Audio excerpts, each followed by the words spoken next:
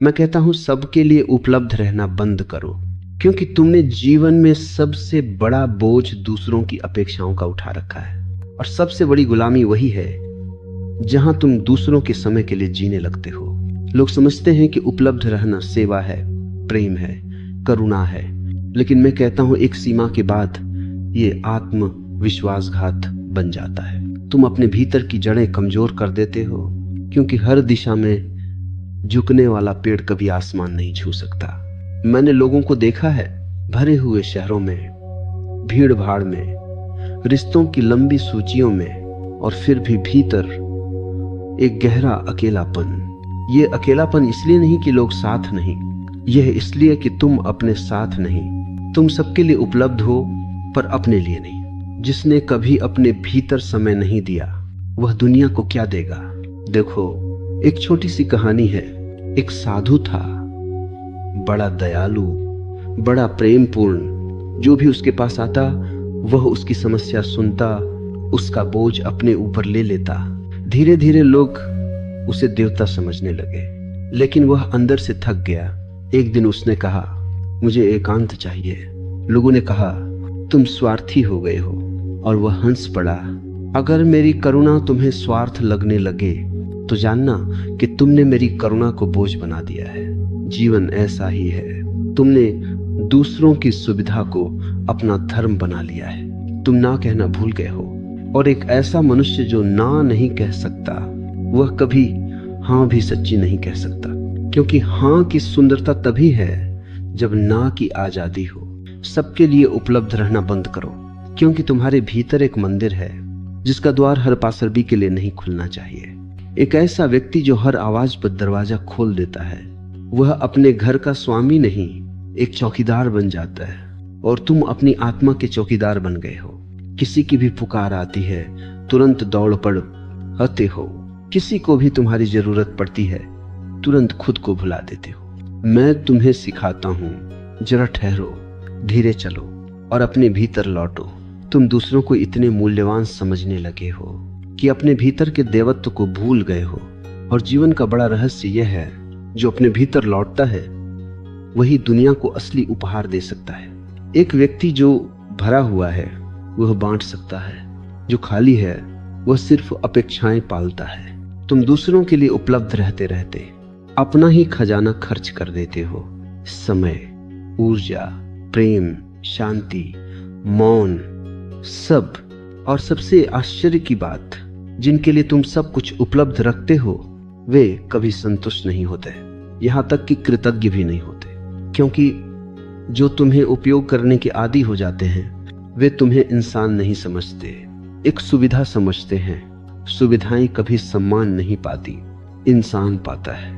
इसलिए मैं कहता हूं, सबके लिए उपलब्ध रहना बंद करो, चयन करो, सचेत होकर तय करो किसके लिए तुम अपना द्वार खोलना चाहते हो।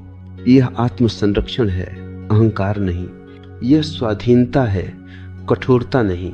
यह प्रेम है, दूरी नहीं।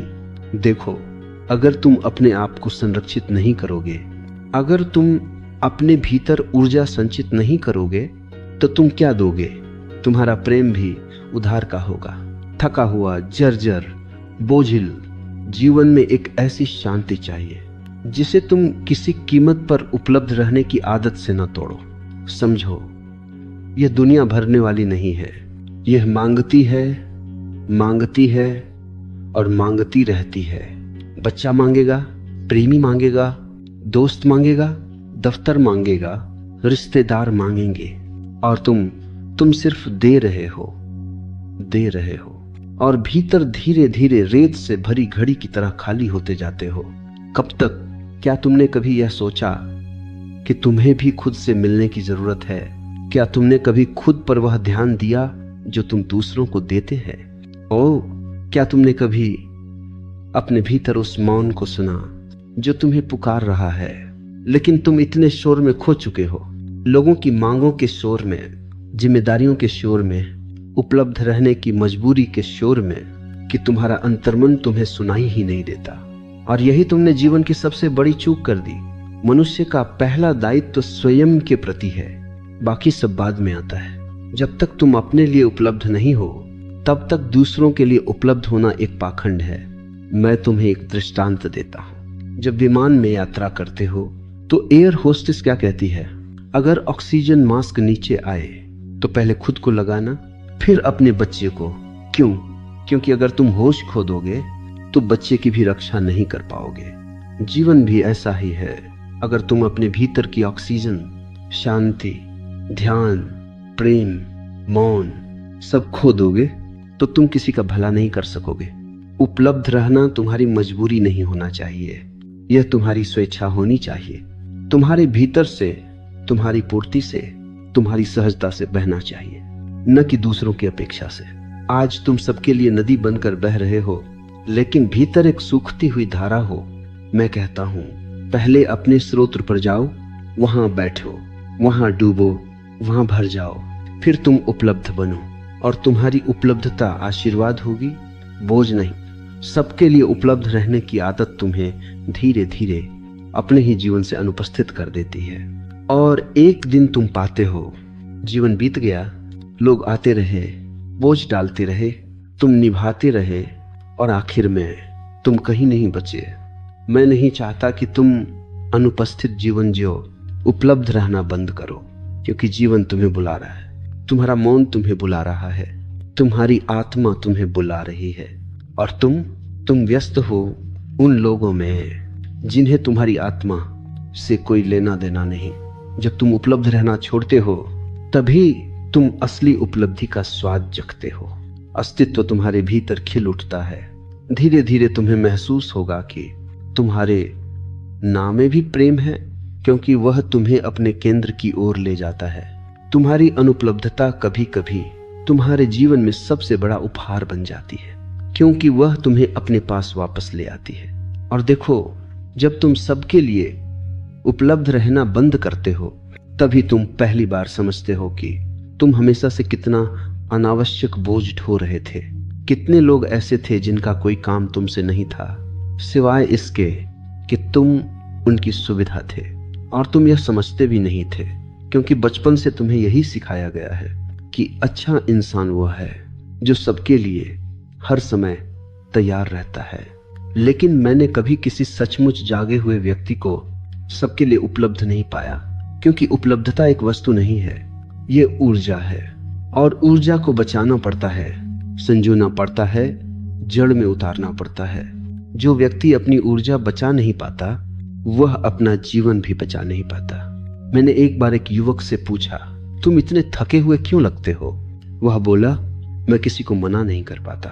मैं हंसा, तो तुम थकते क्यों नहीं?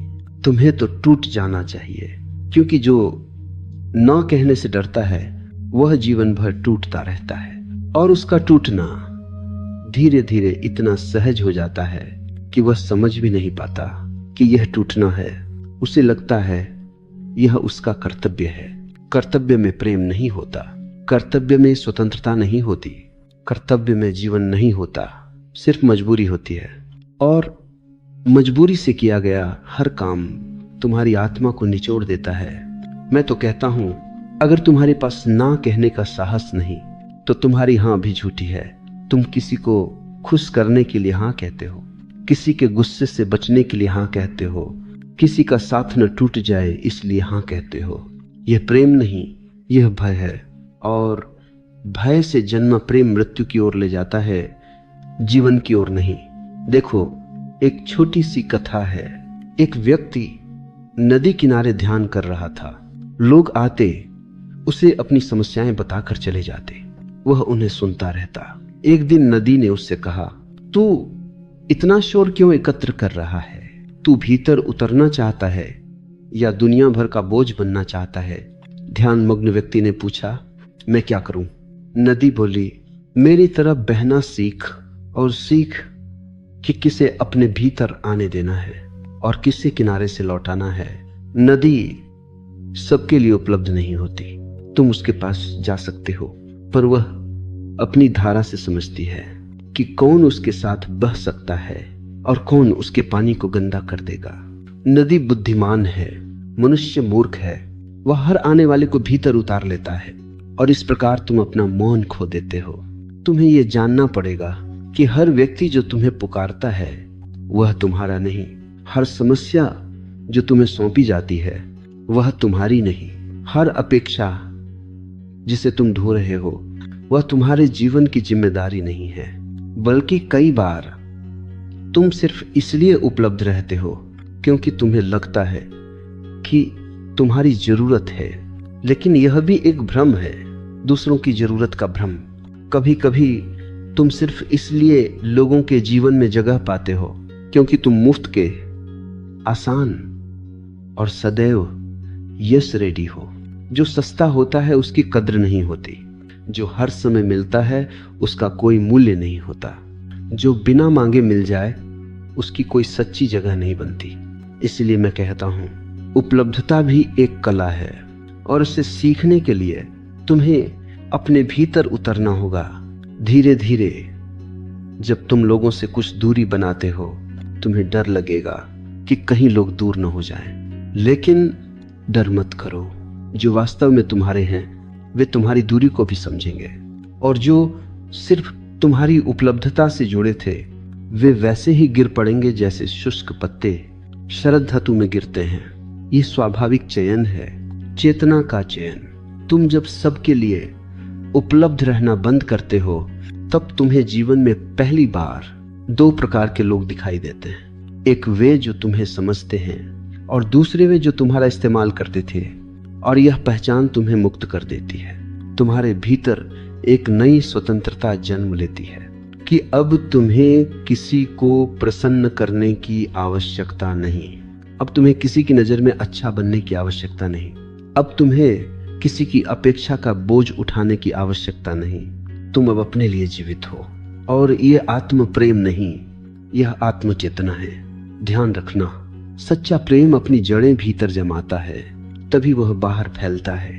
जो व्यक्ति भीतर अपने लिए समय नहीं निकालता वह प्रेम भी उधार में करता है। मैंने हजारों लोगों को देखा है, वे रिश्तों में टूटते हैं क्योंकि उन्होंने अपने लिए कोई जगह नहीं छोड़ी। वे दोस्तियों में टूटते हैं क्योंकि उन्हें लगता है कि उपलब्ध न रहने पर दोस्ती खत्म हो जाएगी। पर सच्चे संबंध उपलब्धता पर नहीं टिकते, वे गहराई पर टिकते हैं, वे मौन पर टिकते हैं, वे समझ पर टिकते हैं। जो व्यक्ति तुम्हारे मौन को स्वीकार नहीं कर सकता वह तुम्हारे शब्दों के लायक भी नहीं है, और जो तुम्हारे अनुपस्थित होने से असुविधा महसूस करता है वह तुम्हारी उपस्थिति का सम्मान कभी नहीं करेगा। मैं कहता हूं, तुम्हारी अनुपलब्धता भी तुम्हारी उपस्थिति जितनी मूल्यवान है, क्योंकि अनुपलब्धता तुम्हें भीतर लौटाती है। धीरे धीरे तुम्हें एहसास होगा कि यह दुनिया तुम्हारे न होने पर भी चलती रहती है, और यह अहंकार के लिए बड़ा आघात है, लेकिन आत्मा के लिए यह महान मुक्ति है, क्योंकि इससे तुम समझते हो कि तुम्हें सब कुछ संभालने की आवश्यकता नहीं। तुम सिर्फ अपने भीतर का दीपक जलाए रखो, अस्तित्व बाकी सब संभाल लेता है। उपलब्ध रहने की बीमारी से मुक्ति एक आध्यात्मिक क्रांति है, क्योंकि इससे तुम दूसरों की जंजीरों से मुक्त हो जाते हो, और एक दिन तुम्हें यह भी महसूस होगा कि कई लोग जो तुमसे दूरी बना गए वे वास्तव में तुम्हारे अनुकूल नहीं थे, वे सिर्फ तुम्हारी ऊर्जा से पोषण ले रहे थे। जैसे परजीवी पेड़ की जड़ से रस चूसता है, जब तुम उपलब्ध रहना बंद करते हो परजीवी गिर जाते हैं और तुम्हारी जड़ें मजबूत हो जाती हैं। फिर तुम्हारी शाखाएं आकाश की ओर उठती हैं। जीवन का असली फूल तुम्हारे भीतर तब खिलता है जब तुम बाहरी दुनिया की आवाजों को धीरे धीरे मौन में विलीन कर देते हो। इसलिए मैं कहता हूं, उपलब्ध रहना बंद करो और जो तुम्हें सच में चाहिए उसके लिए उपलब्ध हो जाओ। अपने मौन के लिए, अपने ध्यान के लिए, अपने अस्तित्व के लिए। जो व्यक्ति अपने लिए उपलब्ध हो जाता है वह दुनिया के लिए वरदान बन जाता है, क्योंकि उसके भीतर से सुगंध निकलती है, दबाव नहीं। उसकी उपलब्धता प्रेम बन जाती है, बोझ नहीं। धीरे धीरे जब तुम सबके लिए उपलब्ध रहना छोड़ते हो तब तुम्हें एक और महान सत्य दिखाई देता है कि जिन लोगों को तुमने अपने ऊपर अधिकार दे रखा था वह अधिकार उन्होंने नहीं मांगा था, तुमने ही दिया था। लोग तो वहां तक ही प्रवेश कर सकते हैं जहां तक तुम उन्हें अनुमति देते हो। अगर वे तुम्हें थका रहे हैं, अगर वे तुम्हें ऊर्जा विहीन कर रहे हैं, तो उसके लिए वे जिम्मेदार नहीं, तुम जिम्मेदार हो, क्योंकि तुमने अपने द्वार खोल रखे थे बिना यह जाने कि किसे भीतर आने देना है और किसे नहीं। मैं अक्सर कहता हूं, अति सोचो कि तुम्हारा घर है। अगर कोई भी राह चलता व्यक्ति दरवाजा खटखटाए और तुम बिना सोचे उसे भीतर बुला लो, तो घर घर नहीं रहेगा, सराय बन जाएगा। और यह बड़ा आश्चर्य है, कई लोगों के भीतर घर जैसा कुछ नहीं होता। उनके भीतर सिर्फ भीड़ होती है, मालिक कोई नहीं। तुम्हारे मन में इतनी आवाजें हैं, किसी की अपेक्षा, किसी का गुस्सा, किसी का दुहक, किसी का आदेश, किसी की शिकायत। हर कोई बैठा है तुम्हारे भीतर, तुम्हारी कुर्सी पर, तुम्हारे स्थान पर, और तुम बाहर दरवाजे पर खड़े हो और पूछ रहे हो सब ठीक है। तुम अपने ही जीवन के बाहर खड़े हो गए हो। यह कैसा जीवन है? जब तक तुम सबके लिए उपलब्ध हो, तुम खुद के लिए अनुपलब्ध हो जाते हो। और जो व्यक्ति अपने लिए उपलब्ध नहीं, वह जीवन से कट जाता है। मैंने एक बार एक महिला से पूछा, तुम्हें क्या चाहिए? वह चौंक गई, क्योंकि उसने कभी सोचा ही नहीं था। उसने कहा, मैं तो सबकी ज़रूरतें पूरी करने में लगी रहती हूँ, मेरी ज़रूरत क्या है मुझे नहीं पता। सोचो, एक मनुष्य अपनी ज़रूरत भूल जाए, ये कितना बड़ा त्रास है। पर यह त्रास तब जन्मता है जब तुम अपनी पूरी ऊर्जा दूसरों की ज़रूरतों में बहा देते हो। ध्यान रखना, दूसरों की ज़रूरतों का कोई अंत नहीं। तुम एक को दोगे, दूसरा आ जाएगा। तुम दूसरे को दोगे, तीसरा खड़ा होगा। और धीरे धीरे तुम एक ऐसे कुएं की तरह बन जाते हो जिससे हर कोई पानी भरता है, पर कोई कभी देखता भी नहीं कि कुआं सूख रहा है। एक सूखे कुएं का क्या मूल्य? मैं कहता हूँ, पहले खुद को भर लो, फिर जो बचेगा वह दुनिया के लिए अमृत होगा।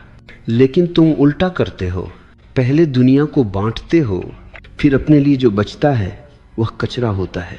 थकान, बेचैनी, घबराहट, टूटन, क्या यह जीवन है? ध्यान जीवन का पुनर्जन्म है। लेकिन ध्यान तभी संभव है जब तुम अपने लिए समय निकालो, और अपने लिए समय तभी निकलता है जब तुम सबके लिए उपलब्ध रहना बंद करो। उपलब्ध रहना कोई सद्गुण नहीं, यह एक आदत है जो तुम पर थोप दी गई है। तुम्हें बचपन से सिखाया गया, सबके लिए अच्छा बनो। लेकिन अच्छा का अर्थ लोगों ने तुम्हें गलत बताया। उन्होंने कहा, जिसने सबकी बात मान ली वही अच्छा, जिसने खुद को भुला दिया वही अच्छा, जिसने ना नहीं कहा वही अच्छा। और तुमने ये मान लिया। अब तो तुम्हारा ना तुम्हें अपराध जैसा लगता है, क्योंकि तुम्हें सिखाया गया था कि ना बुरा है। मैं कहता हूँ, ना बुरा नहीं है, न तुम्हारी आत्मा की सीमा है, न तुम्हारी स्वतंत्रता है, न तुम्हारी सुरक्षा है। कभी किसी बुद्ध पुरुष ने यह नहीं कहा कि जीवन में सबको हाँ कहो।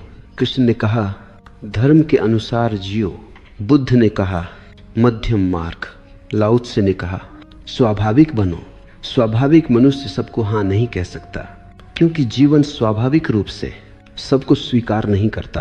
प्रकृति को देखो, हर पेड़ हर ऋतु में फल नहीं देता, हर नदी हर मौसम में नहीं बहती, हर पौधा हर दिशा में नहीं झुकता, हर फूल हर कीड़े को अपना रस नहीं देता। एक गुलाब भी चयन करता है, कौन सा कीड़ा उसे नष्ट करेगा, कौन सी हवा उसे सहलाएगी, कौन सा मौसम उसे खिलाएगा। उसके भीतर बुद्धि है। क्या मनुष्य गुलाब से भी कम बुद्धिमान है? लेकिन सबके लिए उपलब्ध रहने की आदत तुम्हारे भीतर की इस बुद्धि को कुंद कर देती है। तुम्हें लगता है सबको खुश रखना है, और इस कोशिश में तुम्हारा चेहरा अपने ही लिए अजनबी हो जाता है। मैंने सैकड़ों लोगों को ध्यान में ढहते देखा है, क्योंकि वे पहली बार अपने अंदर अकेले बैठे थे। उन्हें नहीं पता था कि वे भीतर से इतने खाली हो चुके हैं। खालीपन बुरा नहीं है, लेकिन अनचाहा खालीपन तुम्हें तोड़ सकता है, और यह खालीपन जन्मता है सबके लिए उपलब्ध रहने की बीमारी से। तुम्हें यह समझना होगा कि तुम्हारा समय पवित्र है, तुम्हारी ऊर्जा पवित्र है, तुम्हारी आत्मा पवित्र है, और पवित्र चीजें हर किसी पर खर्च नहीं की जाती। धीरे धीरे तुम सीखोगे कि तुम्हारी सीमाएं तुम्हारी सुरक्षा है, तुम्हारी अनुपलब्धता तुम्हारा मौन है, तुम्हारी दूरी तुम्हारा उपचार है, तुम्हारा ना तुम्हारा औषध है। तुम जब कुछ लोगों से दूरी बनाते हो तो तुम्हारी आत्मा सुकून महसूस करती है, जैसे कोई बोझ उतर गया हो।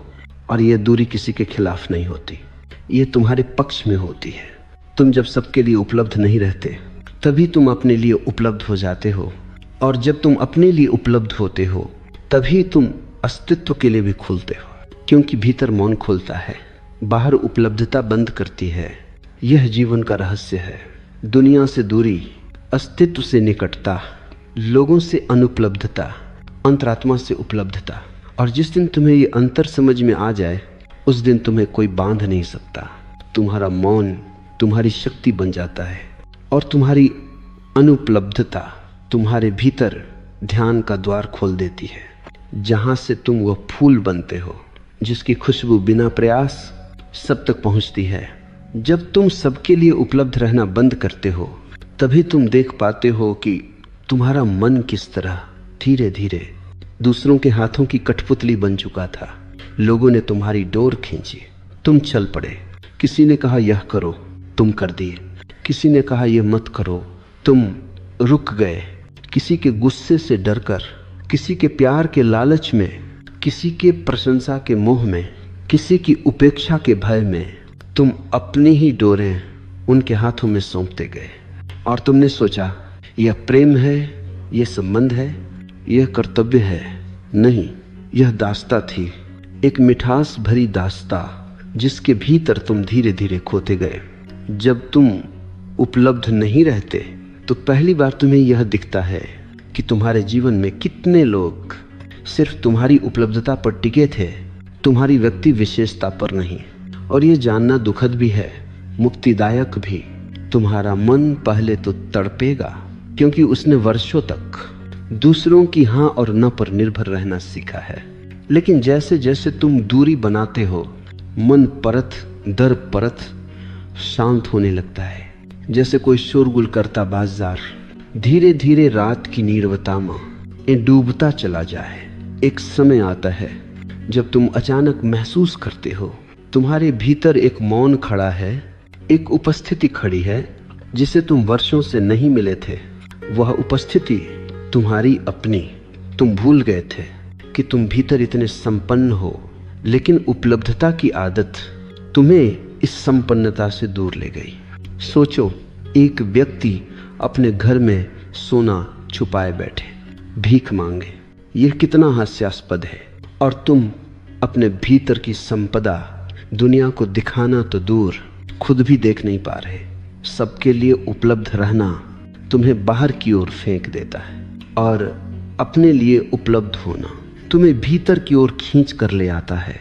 जब तुम उपलब्ध नहीं रहते तो भीड़ छंट जाती है, लेकिन जो 2-4 लोग बचे रहते हैं वही तुम्हारे सच्चे संबंध हैं। बाकी सब हवा थे, तुम्हें धकेलते हुए, तुमसे ऊर्जा लेते हुए, लेकिन तुम्हें कभी छूते नहीं।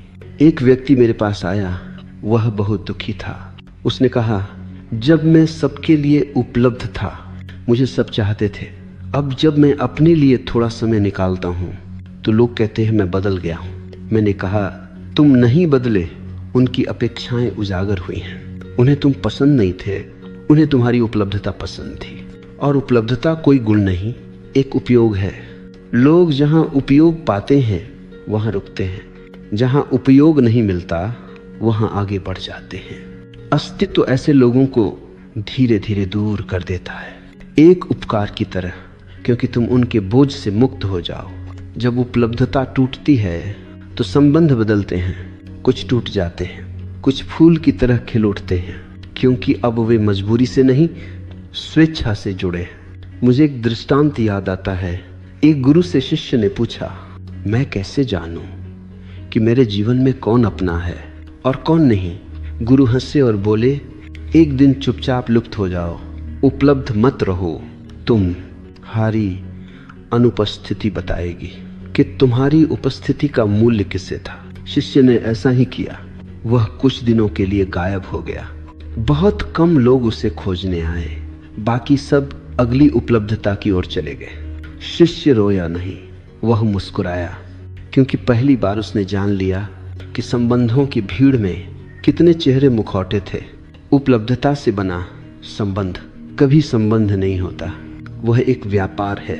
और व्यापार में हृदय नहीं होता, सिर्फ गणित होता है। जब तुम उपलब्ध रहना बंद करते हो तो तुम्हारे जीवन का गणित टूट जाता है, तुम्हारा जीवन संगीत बन जाता है, क्योंकि अब तुम दूसरों की धुन पर नहीं नाचते, तुम्हारी अपनी धुन है। और यही स्वतंत्रता है, यही ध्यान है, यही जीवन है। एक और गहरी बात समझो, तुम उपलब्ध इसलिए रहते हो क्योंकि तुम्हें यह डर है कि कहीं अकेले न पड़ जाओ, और दुनिया इस डर का खूब फायदा उठाती है। लेकिन मैं कहता हूँ, अकेलापन नहीं, तुम्हारा मौन तुम्हारा इंतजार कर रहा है। तुम जब एकांत में बैठते हो तो पता चलता है कि अकेलापन कोई कमी नहीं, एक उपस्थिति है। जहाँ तुम अपने साथ हो, दुनिया तुम्हारा समय चाहेगी, अस्तित्व तुम्हारा मौन चाहेगा, और तुम्हें स्वयं चुनना होगा कि तुम किसके लिए उपलब्ध हो। उपलब्धता केवल बाहरी नहीं होती, अंदर भी होती है। जब तुम भीतर उपलब्ध होते हो, ध्यान के लिए, सांस के लिए, मौन के लिए, तभी बाहर उपलब्ध होने का अर्थ बदल जाता है। फिर तुम मजबूरी में नहीं देते, प्रेम में देते हो। फिर तुम थक कर नहीं देते, पूर्ण होकर देते हो। फिर तुम बोझ में नहीं देते, आनंद में देते हो। मैं बार बार कहता हूँ, जो भीतर से खाली है वो बाहर सबको भरने में लगा है। जो भीतर से भरा है वह भीतर से भरकर बहता है। नदी की तरह बिना किसी प्रयास के तुम्हारी उपलब्धता कभी कभी दया का रूप ले लेती है, कभी थकान का, कभी आदत का, कभी भय का। लेकिन तुम्हारा मौन वह शुद्ध है, वह किसी के दबाव में नहीं आता, उसका कोई स्वार्थ नहीं। और जो मनुष्य अपने मौन के लिए उपलब्ध है, वह दुनिया के लिए भी उसी मौन की सुगंध देता है। लोग कहेंगे तुम बदल गए हो, तुम पहले जैसे नहीं रहे, और वे सही कहेंगे, क्योंकि तुम उठ गए हो उस जगह से जहां तुम गिरते जा रहे थे। तुमने अपनी आत्मा वापस ले ली है। अब तुम अपनी ऊर्जा उन जगहों पर खर्च नहीं करते जहां तुम्हारा कोई स्थान नहीं। यह परिवर्तन तुम्हें गहरा, मजबूत, स्वतंत्र बनाता है। और जब तुम स्वतंत्र होते हो तो उपलब्धता स्वाभाविक हो जाती है, वह बाध्यता नहीं होती। उपलब्धता जब बाध्यता हो तो तुम टूटते हो। जब वही उपलब्धता अंदर से आती है तो तुम खिलते हो। सबके लिए उपलब्ध रहना बंद करो, क्योंकि यह सब तुम्हारे जीवन के सबसे अनमोल समय को खा जाता है। और समय ही जीवन है, समय से ही सब कुछ जन्मता है। प्रेम, ध्यान, स्वप्न, अस्तित्व, आनंद। एक बार समय चुरा लिया जाए तो जीवन चुरा लिया जाता है। इसलिए अपनी उपलब्धता का द्वार सचेत होकर खोलो, और जहां तुम्हारी आत्मा सिकुड़े वहां बंद कर दो। ये कोई कठोरता नहीं, यह प्रेम की बुद्धि है। जब तुम सबके लिए उपलब्ध रहना बंद करते हो, तभी तुम्हारी आत्मा पहली बार सांस लेती है। जैसे कोई पक्षी जो बरसों से पिंजरे में था, अचानक आकाश देख ले, वह पहले कांपता है, थोड़ा संकोच करता है, डरता है, क्योंकि पिंजरा सुरक्षित लगता था, आकाश अनंत लगता है। लेकिन धीरे धीरे उसका पंख खुलता है और उड़ान जन्म लेती है। उसी तरह जब तुम उपलब्धता की बेड़ियां तोड़ते हो, तुम्हारे भीतर भी एक उड़ान जन्म लेती है। स्वतंत्रता की उड़ान, ध्यान की उड़ान, स्वयं की उड़ान। लोग समझते हैं कि उपलब्ध रहना प्रेम है। मैं कहता हूँ, उपलब्ध रहना अगर चेतना से न जन्मे तो प्रेम नहीं, थकान है। और दुनिया नहीं चाहती कि तुम अपने लिए जागो, क्योंकि जैसे ही तुम जागते हो उनकी पकड़ ढीली हो जाती है। मनुष्य की आदत अजीब है, वह उन लोगों से प्रेम करता है जो उसकी सुविधा बने रहते हैं, और उन लोगों से डरता है जो स्वतंत्र होने लगते हैं। तुम्हें यह समझना होगा, स्वतंत्रता, उपलब्धता, प्रेम ये विरोधी नहीं, पूरक है, लेकिन क्रम सही होना चाहिए। हापी के साथ ए पास मेड की। पहले स्वतंत्रता, अपने लिए होना, फिर फूलना, भीतर भरना, फिर देना, दुनिया के लिए उपलब्ध होना। लेकिन तुमने क्रम उलट दिया, पहले देना शुरू कर दिया बिना भीतर कुछ भरे, और वर्षों बाद तुम खाली हो गए। एक खाली हृदय किसे क्या दे सकता है? मैंने देखा है, जब कोई व्यक्ति अपने लिए उपलब्ध होने लगता है तो उसकी उपस्थिति में एक नया तेज आ जाता है, एक हल्कापन, एक मासूमियत, एक सहजता। जो पहले बोझों से दबा था अब जैसे बादलों पर चल रहा हो। मैंने एक साधक से कहा था, सीखो अपने लिए अनुपलब्ध होना, दुनिया बाद में समझेगी, पहले तुम समझो। वह चकित हुआ, उसने कहा, अपने लिए अनुपलब्ध, यह कैसे?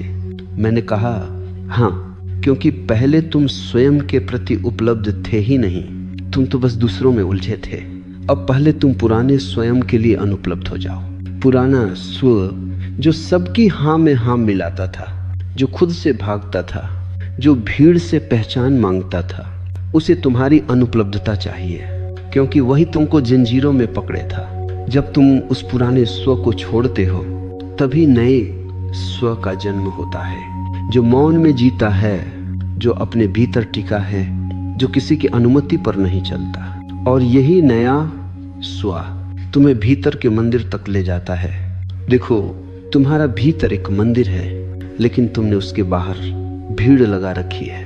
हर आने वाले को तुम्हारे भीतर प्रवेश मिल जाता है। अब वहां शांति कहाँ बचेगी? एक मंदिर भीड़ से नहीं, मौन से सजता है। इसलिए तुम्हारी उपलब्धता तुम्हारे भीतर के मंदिर की पवित्रता को नष्ट कर रही थी, और तुम समझ रहे थे कि तुम दूसरों की सेवा कर रहे हो। यह सेवा नहीं, स्वयं के साथ विश्वासघात था। एक दिन एक व्यक्ति ने कहा, मैं अपनी माँ, पिता, दोस्त, परिवार सबके लिए उपलब्ध रहता हूँ, इसमें गलत क्या है? मैंने कहा, गलत कुछ नहीं, लेकिन सवाल यह है, तुम कब उपलब्ध रहते हो? यदि तुम उपलब्ध हो अपनी सहमति से, अपने प्रेम से, अपने मौन से, तो यह सुवास है। लेकिन यदि तुम उपलब्ध हो क्योंकि तुम्हें डर है, क्योंकि अपराधबोध है, क्योंकि आदत है, तो यह विषय है। दुनिया को तुम्हारी सेवा नहीं चाहिए, तुम्हारी सत्यता चाहिए, और सत्यता भीतर से आती है, भीड़ से नहीं। जब तुम उपलब्ध रहना बंद करते हो तो जीवन एक नया रंग दिखाना शुरू करता है। तुम्हें अचानक समय मिलने लगता है, परिवार के लिए नहीं, काम के लिए नहीं, दुनिया के लिए नहीं, अपने लिए। और जब तुम अपने साथ बैठते हो तो शुरुआत में अजीब लगता है, क्योंकि तुम वर्षों से अपने आप को टालते आए हो। तुम्हारा पहला सामना तुम्हारे मन से होगा, और मन कहेगा, तुम अकेले क्यों बैठे हो? किसी से बात करो, किसी को कॉल करो, मदद करो, मत रहो अकेले। मन को डर लगता है तुम्हारी मौन से, क्योंकि मन जानता है एक बार तुम भीतर उतर गए तो मन का खेल खत्म। मन की शक्ति दूसरों की अपेक्षाओं में थी, अब तुम उन अपेक्षाओं को काट रहे हो तो मन डगमगाता है। लेकिन यह एक अच्छा संकेत है। मन डगमगाए तो समझो तुम सही दिशा में हो। धीरे धीरे तुम्हारा भीतर एक चेतना की रोशनी से भरने लगता है, और तुम पाओगे कि जिन चीजों के लिए तुम दूसरों पर निर्भर थे वह सब भीतर मौजूद है। तुम्हें प्रेम चाहिए था, वह भीतर है। तुम्हें स्वीकृति चाहिए थी, वह भीतर है। तुम्हें सहारा चाहिए था, वह भीतर है। तुम्हें शांति चाहिए थी, वह भीतर है। बाहर सिर्फ प्रतिध्वनियां हैं, भीतर सत्य है। और यह सत्य तभी दिखाई देता है जब तुम सबके लिए उपलब्ध रहना बंद करते हो। एक बार एक युवक ने कहा, मैंने उपलब्धता कम की और लोग मुझसे नाराज हो गए। मैंने कहा, बहुत अच्छा, अब जानो कौन तुम्हारे प्रेम से जुड़ा था और कौन तुम्हारी उपलब्धता से।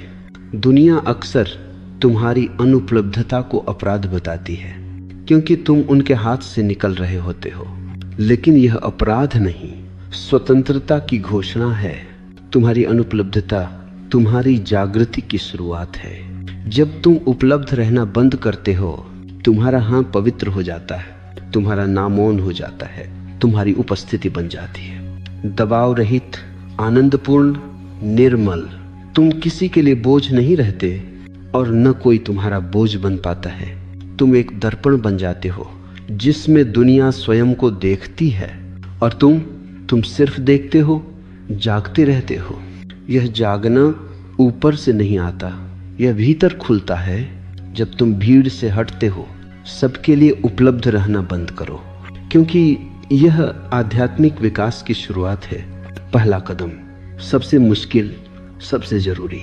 और जब तुम यह कदम उठा लेते हो, तब जीवन तुम्हें उन लोगों तक ले जाता है जो तुम्हें तुम्हारी स्वतंत्रता में और गहरा होने देते हैं। वे लोग कम होंगे, गिने चुने होंगे, लेकिन वही तुम्हारी आत्मा के साथ संगत होंगे।